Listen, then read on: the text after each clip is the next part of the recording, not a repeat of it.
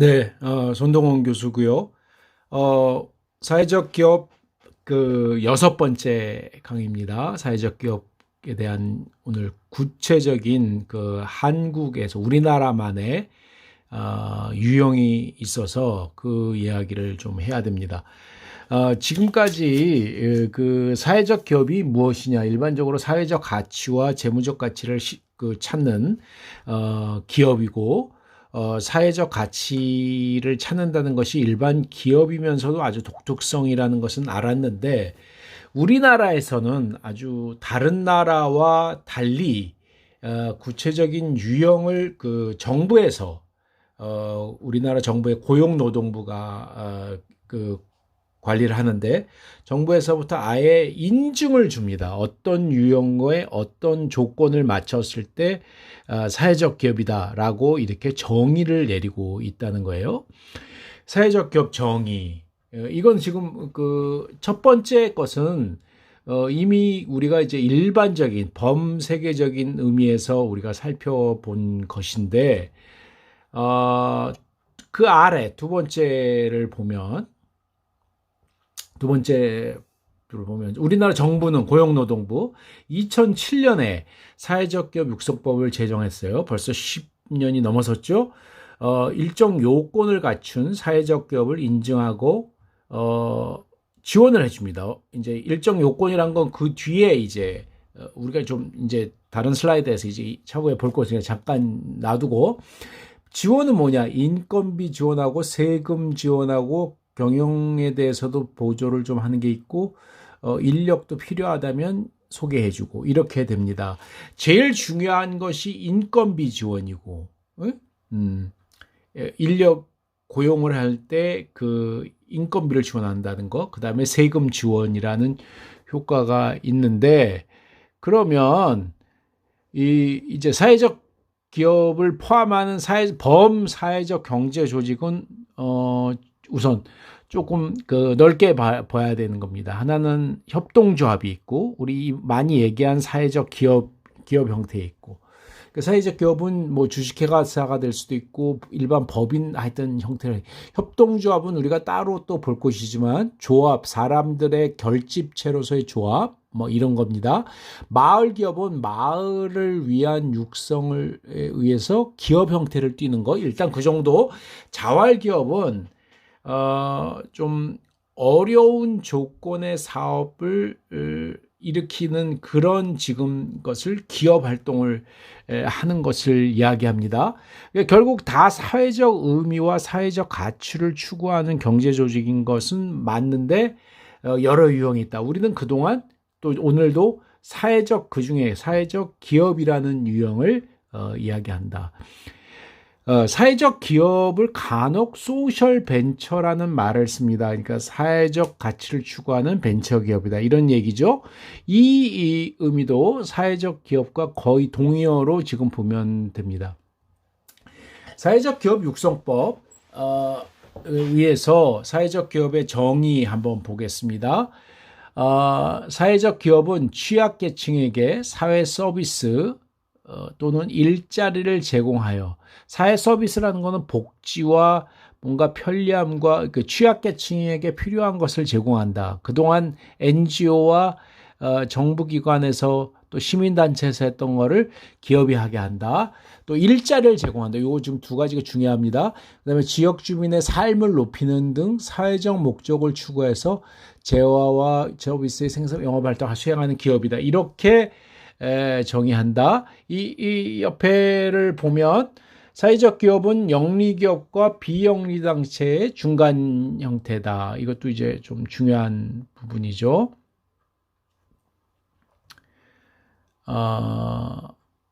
자, 이제 사회적 기업 육성법. 협동조합은 2012년, 마을기업은 2010년. 근데 지금 보면은 사회적 기업이 고용노동부, 우리 정부에서 주관 정부 부처가 좀 달라요. 사회적 기업은 고용노동부, 좀 일자리, 인건비 지원, 일자리, 여기에 초점을 맞춰서 고용노동부에서 주관하게 했고, 협동조합은 기획재정부에서 주관을 하고 있고, 마을기업은 안전행정부에서 주관해서 조금 그 초점이 조금 다릅니다. 결국 사회적 경제 조직인 거는 맞지만 뭐 참고로 지금 좀 봐야 되고 그래서 지금 이 마을 기업, 사회적 기업, 협동조합에 대한 전체 조망, 그러니까 좀 차이점에 대한 이 세 가지가 굉장히 중요한 그 사회적 경제 조직이기 때문에 이거를 지금 이제 비교해 놓은 표인데 이 파일은 이제 여러분들이 그 우리 수강생들은 이제 볼 수 있을 것이고 지금 여기 특이 사항을 보면 지금 밑쪽에 그 나머지는 주로 지금 이야기를 좀 많이 했고 마을 기업의 경우는 출자자의 70% 이상이 마을 주민이고 5명 이상이 구성원으로 참여하면 된다. 이게 마을 기업 그 조건이죠. 사회적 기업은 특이사항 상법상 회사의 경우에는 이윤의 3분의 2 이상을 사회적 목적을 위해서 재투자해야 된다. 이거 지금 굉장히 중요한 부분이에요. 다시 한번 상법상 회사를 택했을 경우 이윤을 얻었다면 3분의 2 이상을 재투자해야 된다. 재투자 사회적 목적을 하는 그 차년도 사업에 재투자한다. 이런 얘기입니다. 그러니까 이윤을 그동안 보통 주식회사 같으면 주주에게 환원하거나 미래를 위해서 뭐 투자할 수도 있고 그러지만 주주에게 배당금이나 주주의 몫이 됐죠. 그죠? 주식회사 그러면 이 사회적 기업도 주식회사 같은 걸 할 수는 있는데 이 남는 이윤의 3분의 2 이상, 이 굉장히 많은 부분이죠. 이 부분을 재투자한다. 뭐를 위해서? 사회적 목적을 위한 사업에 다시 재투자한다. 그죠? 그 다음에 협동조합, 자발적이고 개방적인 조합원 제도로서 1인 1표의 제도입니다. 이게, 기업하고 좀 다른 점 하나가 첫 번째 나왔는데, 개방적인 조합원이라는 건 뭐 알겠지만, 1인 1표 이거 중요한 거예요. 본래 기업은 1주 1표예요. 1주. 그러니까 주식당 한 개의 권한을 가져. 협동조합은 사람 하나당 하나의 권한을 가진다고. 그러니까 주식회사에서는 돈이 많은 쪽이 여러 주식을 가지잖아요. 그러면 사람이 한 사람이라도 돈이 많은 사람이 자본의 힘이 의사결정을 하는데 주도할 수 있어요. 협동조합은 그 자본의 힘을 배제시킨 거예요. 그래서 1인 1표. 돈을 얼마 출자했느냐는 관계없어요. 돈을 많이 한 사람도 있고 10배를 많이 한 사람도 있고 10분의 1밖에 안 한 사람도 있지만 1인 1표를 한다. 이런 얘기예요. 그죠? 그 다음에 협동조합은 금융과 보험을 제외하고 5인 이상의 모든 업종에서 설립 가능하다. 이게 일단 특이사항입니다. 협동조합에 대해서는 특별히 우리가 시간을 내서 다시 좀 살펴볼 것이고, 자, 이게 사회적 기업 육성법에서 얘기했던 조건이고. 자, 인증 조건은, 자, 있는데, 인증 유형과 이제 맞춰서 보려면 다른 슬라이드를 우리가 볼 수 있겠지만, 우선 조직 형태를 보면, 민법상 법인, 조합, 상법상 회사, 비영리 민간단체 다 됩니다. 그러니까 조합, 일반 개인 법인, 회사, 비영리 민간단체 이것 사회적 기업 다 돼요. 그러니까 굉장히 범위는 넓은 편이에요. 넓은 편이에요. 그 다음에 여기 봐요. 유급 근로자의 고용이 되어야 되고, 그 다음에 목적은 우리 이미 다 많이 얘기했던 것이고, 의사결정도 서비스 수혜자와 근로자 등이 참여하는 조건이 들어가요. 수입은 영업활동 수입이 노무비의 50% 이상은 나와야 된다. 이런 조건이 있어요. 노무비, 그러니까 인건비의 50% 이상은 수입이 나왔으면 좋겠다. 이러니 실제로 사회적 가치를 추구하기 때문에 아주 재무적 성과가 높지 못할 소지는 많아요. 이게 지금 그 한 가지 사항인데, 하여튼 사회적 기업의 특징이고, 아까 이제 이윤에 사용해서 재투자한다는 거 여기 다시 나오죠. 이윤 발생 시 3분의 2 이상을 사회적 목적을 위해서 사용해야 한다. 이게 지금 다시 거꾸로 가네요. 자, 국내 지금 사회적 기업 고용노동부에서 규정하고 있는 유형이 지금 4가지 플러스 기타, 그래서 전체 5가지 유형이 있습니다. 하나는 일자리 제공형이고, 그 일자리 제공형이란 뭐냐? 전체 근로자에서 취약계층이 30% 이상 고용되는 경우, 이게 일자리 제공입니다. 이건 취약계층, 장애인이나 뭐 아주 외국인 근로자나, 그러니까 고용이 되게 어려운 취약계층을 30% 이상을 고용을 하는 목적으로 좀 할당된 유형이에요. 그다음에 사회 서비스 유형은 취약계층에게, 사회적으로 취약한 층에게 제공되는 서비스를 주는 사회적 기업이야. 그래서 서비스 제공 대상이 일반인 말고 취약계층에게 30% 이상 제공돼야 된다. 그 다음에 혼합형은 취약계층 고용비임 서비스 제공 각각 20% 이상. 그죠? 그 다음에 지역사회 공헌형은 지역사회 공헌 사업을 목적으로 하는데 지역 취약계층 20%의 고용 또는 서비스 제공. 그 다음에 기타형이라는 게 있어요. 이 기타가 때문에 이제 좀 유연하게 적용될 수 있는데, 이걸 보면 비율 판단이 곤란한 경우 사회적 목적을 실현하는 것을 보면 질적 판단을 통해서, 앞에 거는 비교적 계량적 지표가 있었죠. 근데 이제 질적 판단을 통해서 인정을 주겠다, 이제 그런 얘기죠. 자, 이거 한번 보고, 재정 지원 중에 제일 중요한 것은 인건비를 이제 주는 거예요. 사실 기업이 창업을 했을 때 이 근로자들을 지금 인건비를 주지 못하는 경우가 많은데, 그 인건비를 지원해 준다. 굉장히 큰 지원이에요. 더군다나 일자리 제공형 같은 경우는 고용하기 어려운 고용 취약계층을 30% 이상을 채용했는데, 그 사람들에게 일자리를 인건비를 주니까 채용할 가능성이 높죠. 그죠? 채용하는 게 사업자에게 별로 큰 부담이 없잖아요. 그죠? 그런 혜택이 주어진다. 밑에 세제 지원을 하나 보면, 세제 지원은 법인세 및 소득세 4년간 50% 감면, 사업 수행을 위한 부동산 취득 시 취득세 및 면허세 50% 감면, 재산세 20%. 이런 지금 세금 혜택이 지금 있게 됩니다. 이것도 한번 또 중요한 지원에 해당되고요. 지금 뭐 사회적 기업이 굉장히 많이 늘고 있고, 지금 뭐 점진적으로 2007년 이후 계속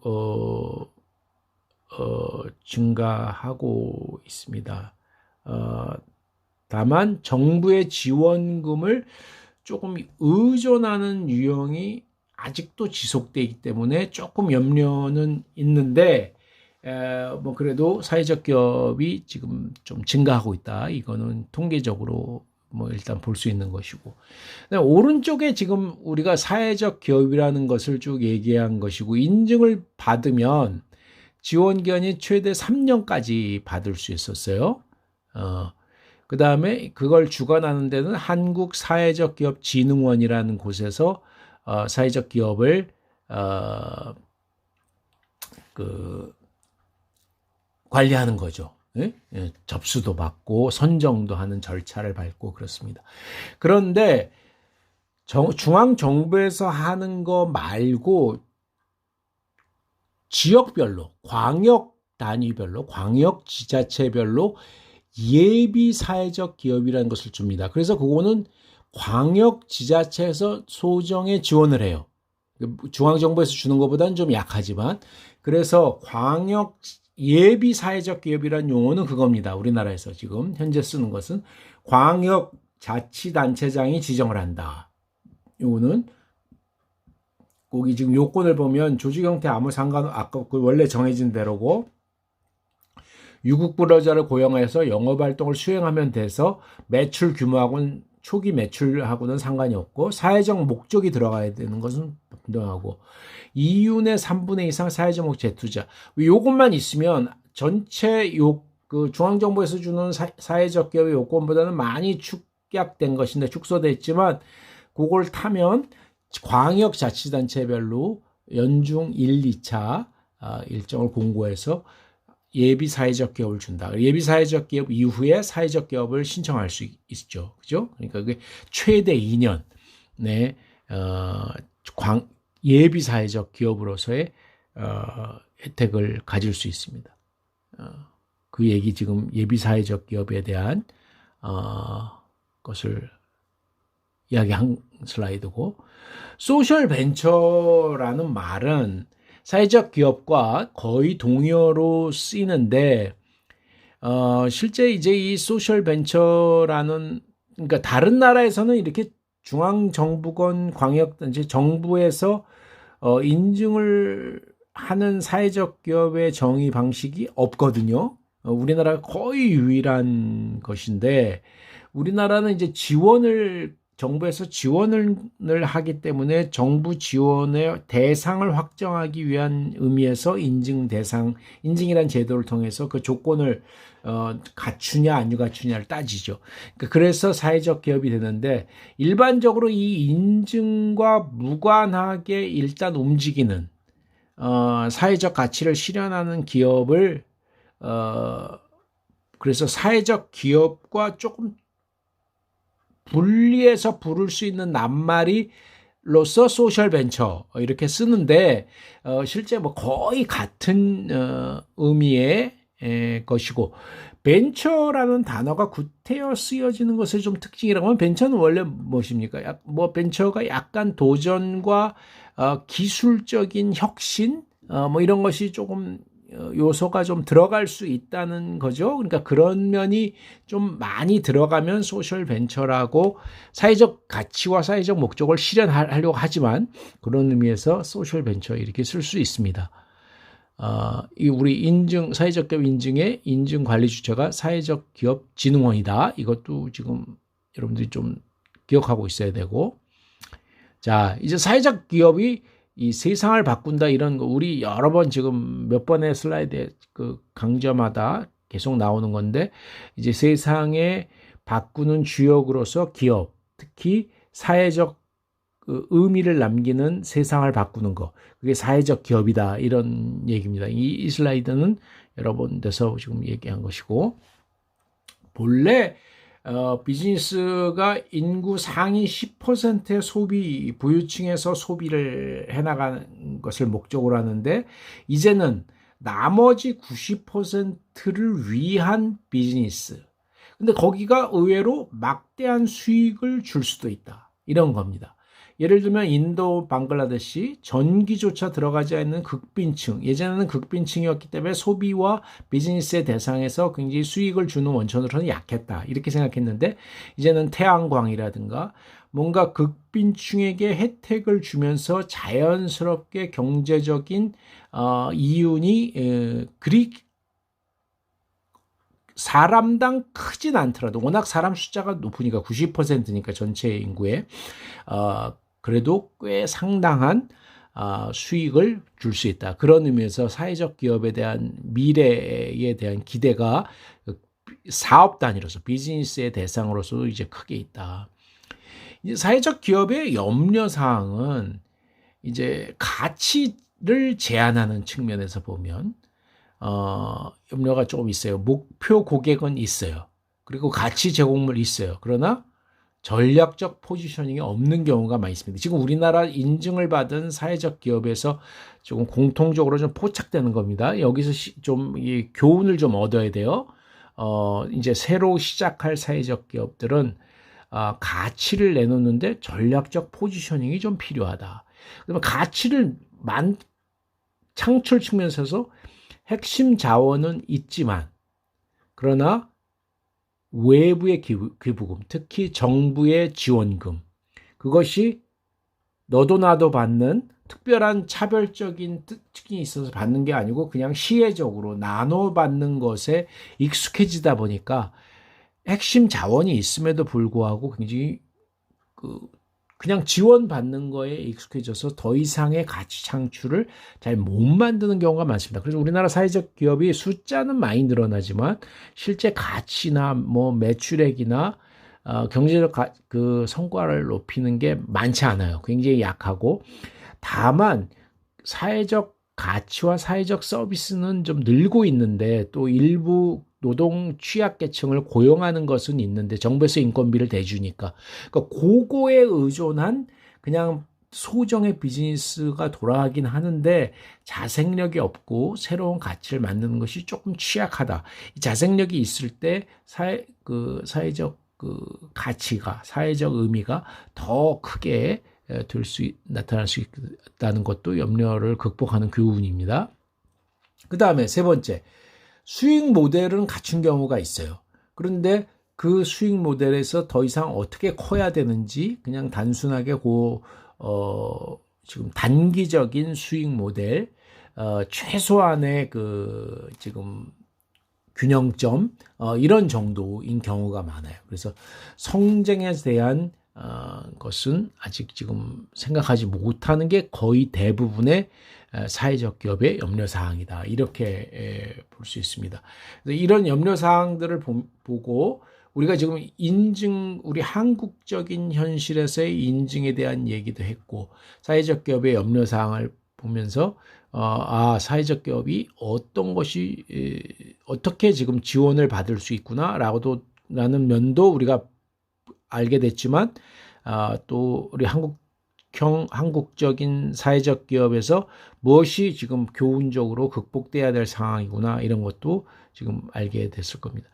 조금 성공의 시사점이라고 하는 것에 한 가지 그냥 보면 우리나라에서 한살림 이거는 소비자들의 조합과 같은 것이라서 사회적 기업하고는 좀 완전히 똑같지는 않지만 지금 사회적 시장 외로 경제적 시장이 있다는 것을 입증한 것입니다. 일반인의 시장에서도 경쟁 가능하다. 물론 사회적 시장이라는 건 좀 취약층과 뭐 좀 친환경적인 거를 좋아하는 사람들, 이런 사람들과만의 시장도 있지만 일반인도 그것 쪽으로 끌어들여서 일반인의 시장과 마트와 일반 그 대형 마트와도 경쟁을 하고 식료품에 관한하는 독자적인 차별적인 위치를 확보하는 것, 이런 것들이 지금 사회적 기업에게도 일반 시장과 일반 고객과 경쟁할 수 있다는 점에서 굉장히 중요한 시사점을 준다, 이렇게